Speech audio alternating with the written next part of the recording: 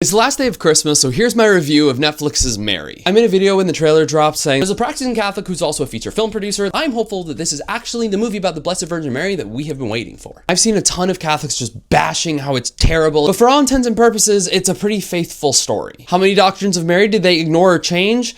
None. Obviously, Mary is a virgin when she gives birth to Jesus. They also go a step further by showing that Mary and Joseph have a very chaste relationship. They show their wedding, but they don't kiss. They don't even hold hands. And there's no action or implication of her sinning at all. That being said, few things they did change. First, they don't have Joseph agreeing to divorce Mary quietly and then the angel coming to him and saying, no, you should still accept her as your wife. From a film producer standpoint, I think you could have included it and still kept some of the themes, but that's just me. Artistic choice, I understand, I disagree. I also understand that you couldn't have the Magnificat, Mary's beautiful, my soul proclaims the greatness of the Lord and my spirit rejoices in God, my Savior from Luke 1.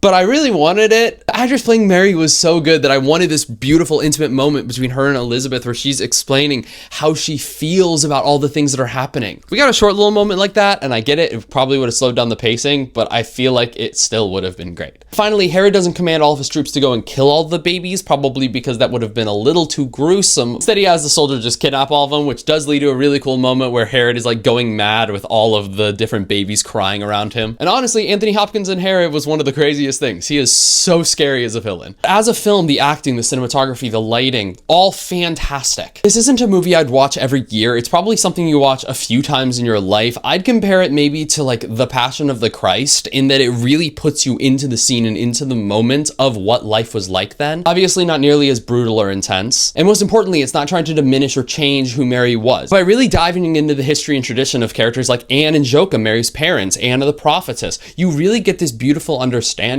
of a great possibility of who Mary could have been. Especially when you have little moments, small spoiler here, like when Mary is tempted by Satan and yet he is unable to touch her.